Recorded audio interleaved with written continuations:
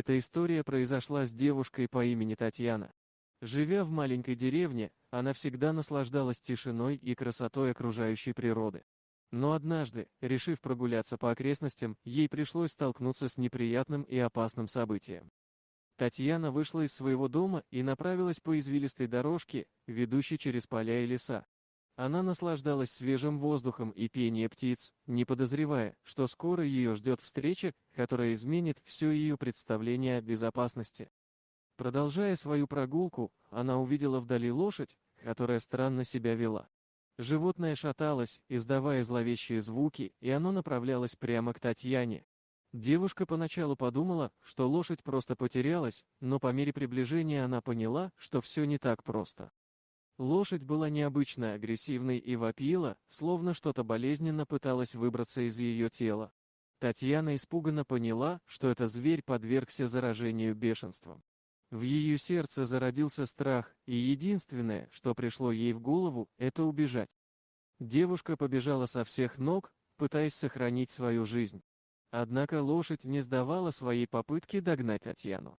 Она была быстрее и сильнее, и мгновение, когда Татьяна ощутила дыхание зверя на своей спине, казалось вечностью.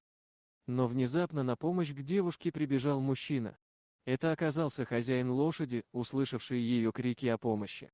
Он сразу понял, что с его животным что-то не так, и поспешил выяснить ситуацию. Хозяин, с криками и громкими жестами, отвлек лошадь, чтобы она отстала от Татьяны. Он сумел отвести ее в сторону и спугнуть, предотвращая нападение. Девушка остановилась, переводя дух, и благодаря хозяину, который так решительно вмешался. Позже, когда все угроза миновала, Татьяна и хозяин лошади поговорили о случившемся.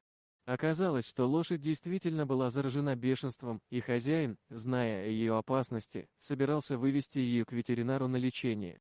Однако животное сумело сбежать, и он уже боялся, что кто-то может пострадать.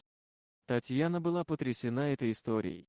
Она осознала, как внезапно и страшно может измениться ее жизнь из-за одного случая. Она была благодарна хозяину за его решительные действия и спасение ее от нападения бешеной лошади. Через несколько дней, когда все утряслось, Татьяна узнала, что лошадь была вынуждена быть усыпленной из-за невозможности ее лечения.